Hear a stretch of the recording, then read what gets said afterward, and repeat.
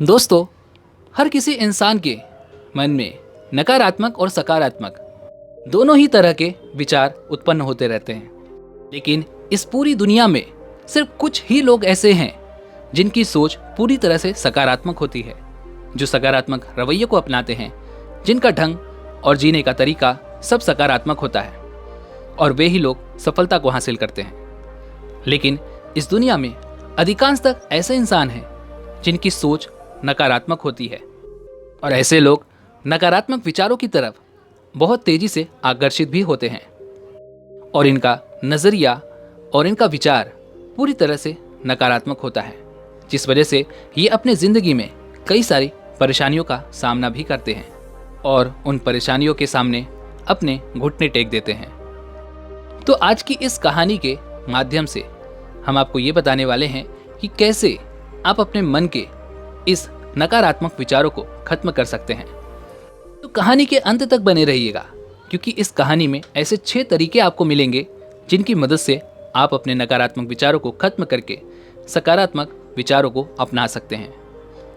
लेकिन इस कहानी को शुरू करने से पहले मेरी आप लोगों से एक छोटी सी रिक्वेस्ट है कि अगर आप हमारे चैनल पर नए हैं तो चैनल को सब्सक्राइब और घंटी बटन को ज़रूर दबा दीजिएगा। और दोस्तों, अगर आपको ये वीडियो थोड़ी भी हेल्पफुल लगे तो लाइक और शेयर भी ज़रूर कीजिएगा। एक समय की बात है, किसी नगरी में एक जवान लड़का रहा करता था और यह लड़का बहुत ही परेशान रहता था, क्योंकि उसके मन में हर समय कोई न कोई नकारात्मक विचार ही पनपते रहते थे। उसके मन के विचारों की बकबक कभी शांत ही नहीं होती थी। कोई न कोई नकारात्मक विचार उसे परेशान करते ही रहते थे। वो कभी अपने अतीत को लेकर के परेशान रहता था तो कभी अपने भविष्य को लेकर।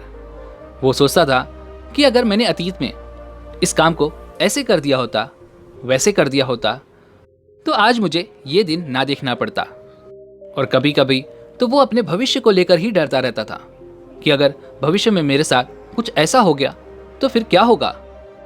कहीं मैं सफल नहीं हुआ तो लोग मेरी इस गलती पर हंसेंगे, मेरा मजाक उड़ाएंगे, लोग मेरा जीना दुश्वार कर देंगे।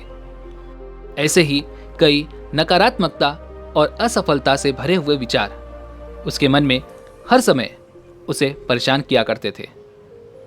वो हमेशा इन्हीं विचारों में खोया रहता था, डूबा रहता था और अंदर से मन ही मन बहुत डरा हुआ रहता था।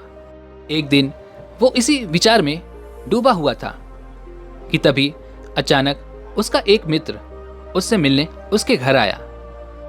उस लड़के ने अपने मित्र से बातों ही बातों में वे सारी बातें बता दी जो उसे परेशान कर रही थी। इस पर उसके मित्र ने कहा कि पास ही के जंगल में एक बौद्ध भिक्षु रहते हैं जो तुम्हारी मानसिक समस्या का समाधान अवश्य करेंगे। उसके मित्र की बात उसके दिमाग में घर कर जाती है। वो अगली सुबह उठता है और उन बौद्ध भिक्षु से मिलने के लिए चल पड़ता है। काफी देर जंगल में चलने के बाद उस लड़के को उन बौद्ध भिक्षु का आश्रम मिल जाता है। जब वो आश्रम पहुंचता है तो देखता है कि वो बौद्ध भिक्षु ध्यान में लीन थे। वो कुछ देर के लिए वहीं बैठ जाता है और उन बौद्ध भिक्षु की ध्यान से बाहर आने की प्रतीक्षा करने लगता है। कुछ देर बाद वह बौद्ध भिक्षु ध्यान से बाहर आते हैं तो देखते हैं कि उनके सामने एक लड़का बैठा हुआ है जो बहुत ही परेशान दिख रहा था। उन बौद्ध भिक्षु ने उस लड़के से कहा, बोलो बेटा, कैसे आना हुआ। उस लड़के ने अपनी सारी समस्या उन बौद्ध भिक्षु को बता दी। उन बौद्ध भिक्षु ने उस लड़के की सारी समस्याएं, सारी परेशानियां ध्यान से सुनी और फिर उन बौद्ध भिक्षु ने उस लड़के से कहा, तो तुम मुझसे क्या चाहते हो। उस लड़के ने कहा, मैं अपने मन को खाली करना चाहता हूँ। मैं जानना चाहता हूँ कि मन को खाली और साफ कैसे किया जाता है। पर वो बौद्ध भिक्षु हंस पड़े और उन्होंने कहा, मन को खाली और साफ करना कोई 1-2 दिन का काम नहीं है। इसमें बहुत समय लग जाता है। ये बहुत ही लंबी प्रक्रिया है। क्या तुम इस काम को कर पाओगे? क्या तुम इसके लिए तैयार हो? लड़के ने कहा, हे गुरुवर, मैं अपने मन को खाली करने के लिए और अपनी इन परेशानियों से छुटकारा पाने के लिए कुछ भी करने के लिए तैयार हूँ।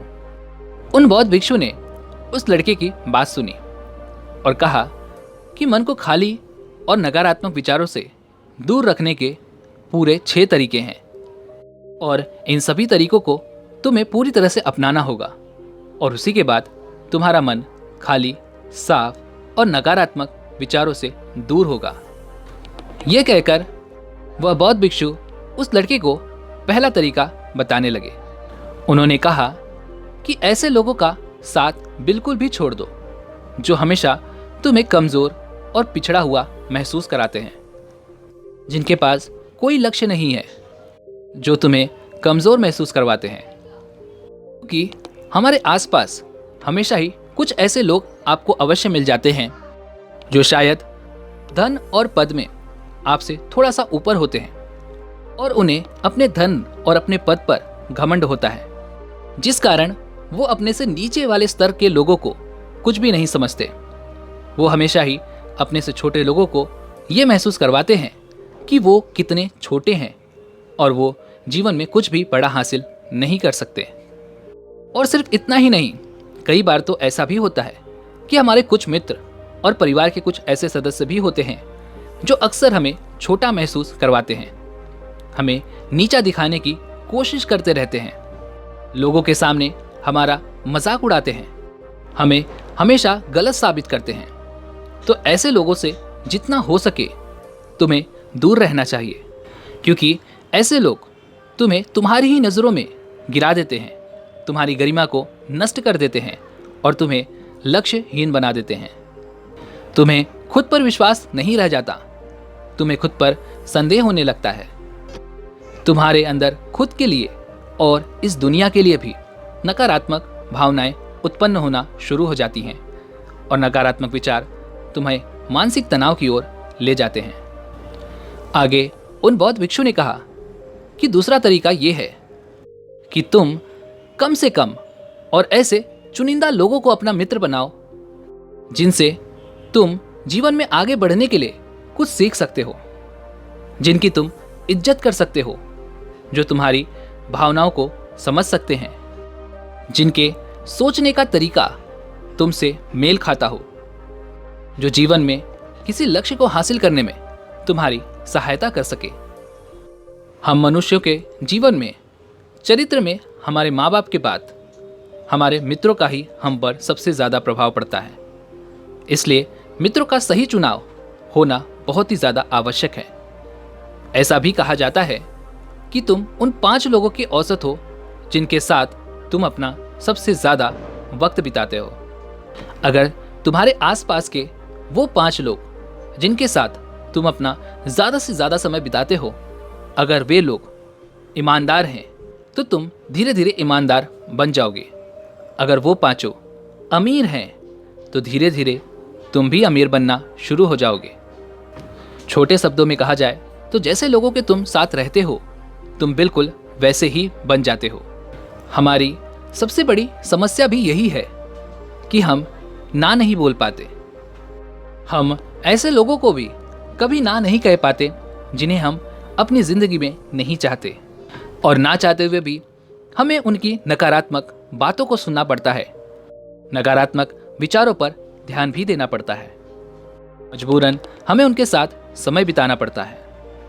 तो सबसे पहले हमें उन लोगों को अपनी जिंदगी से ना कहना होगा, इनके लिए हमें ये लगता है कि अगर ये हमारी जिंदगी में ना हो तो शायद हमारी जिंदगी और भी ज़्यादा बेहतर और खुशहाल हो सकती है।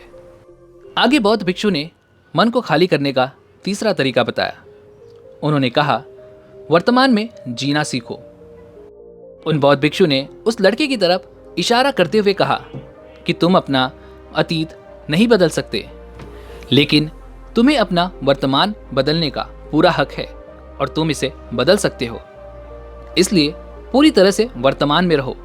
वर्तमान में उन चीज़ों और उन कामों पर ध्यान दो जिन पर तुम्हें नियंत्रण करना चाहिए, तो तुम्हारे नियंत्रण में है, जिन्हें तुम आज के आज कर सकते हो, जिन्हें तुम आज बदल सकते हो। मेरी सिर्फ एक बात याद रखना कि वर्तमान में रहकर वर्तमान को अच्छे से संवार कर वर्तमान में अच्छे और सकारात्मक विचारों को अपनाकर, वर्तमान में रहकर सही फैसलों को लेकर ही भविष्य को संवारा जा सकता है। अर्थात केवल वर्तमान में ही रहकर तुम अपना भविष्य संवार सकते हो।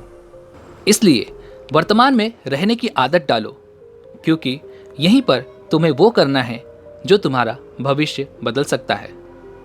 आगे उन बौद्ध भिक्षु ने चौथा तरीका बताया। उन्होंने कहा कि स्वस्थ और पौष्टिक खाना खाओ। हमारा शरीर ऊर्जा के माध्यम से चलता है और हम जैसा खाना खाते हैं वैसी ही ऊर्जा हमारे शरीर को भी मिलती है, और ठीक उसी प्रकार हमारा मन और हमारा व्यवहार भी रहता है। अगर तुम कोई ऐसा भोजन ग्रहण करते हो जिसमें कोई भी ऊर्जा नहीं है, तो वो भोजन भला आपको ऊर्जा कैसे दे सकता है? और उस भोजन में अगर ऊर्जा नहीं होगी तो आपका शरीर भी ऊर्जा रहित हो जाएगा, जिससे आपका शरीर भी स्वस्थ नहीं रह पाएगा और मन भी प्रसन्न नहीं रह पाएगा।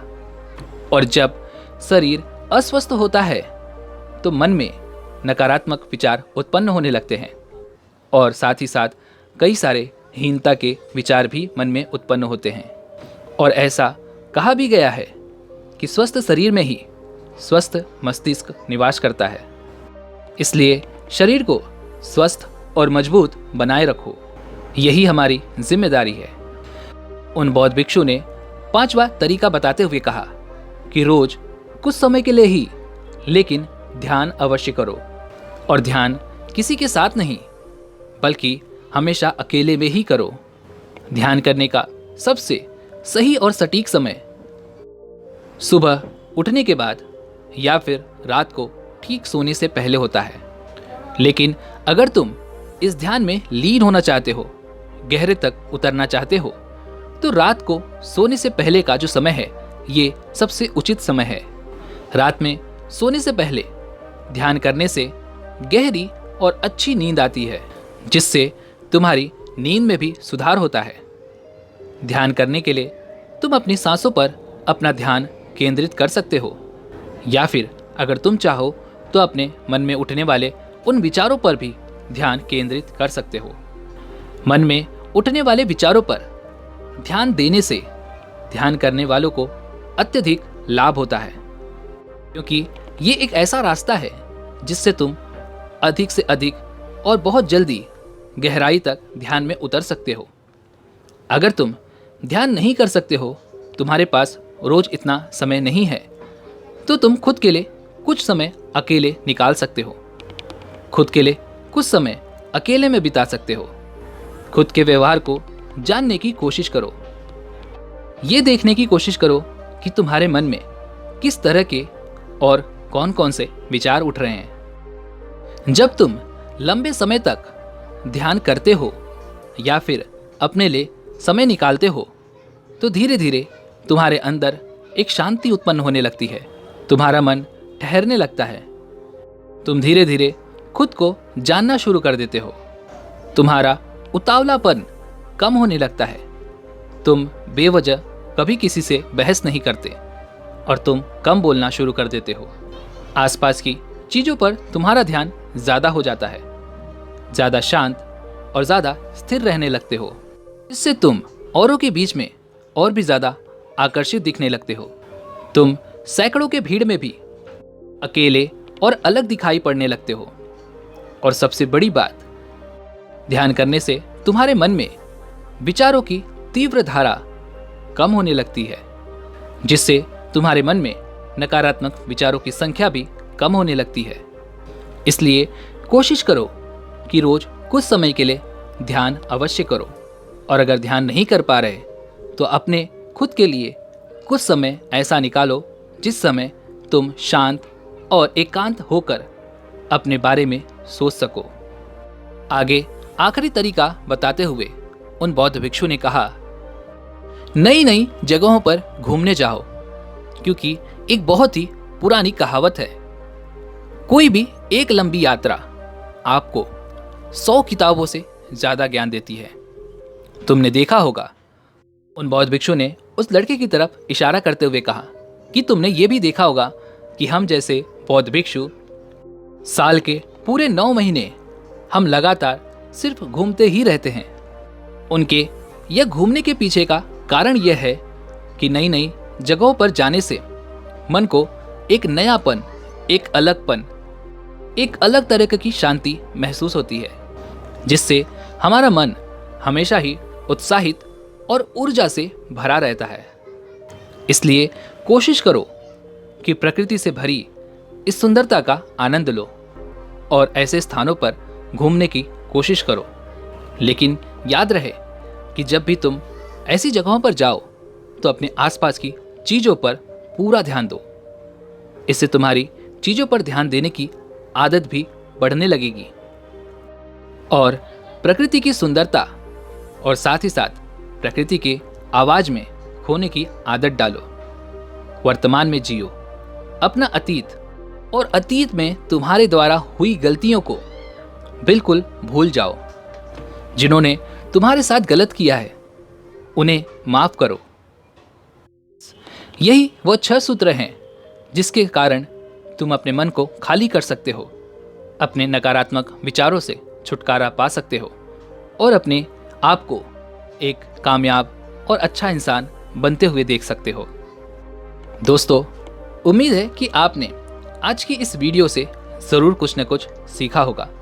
तो इस वीडियो को लाइक और अपने दोस्तों के साथ शेयर जरूर कीजिएगा और हमें सपोर्ट करने के लिए चैनल को सब्सक्राइब और घंटी बटन को भी ज़रूर दबा दीजिएगा। चलिए मिलते हैं ऐसी एक और वीडियो में, तब तक के लिए अपना ख्याल रखें। धन्यवाद।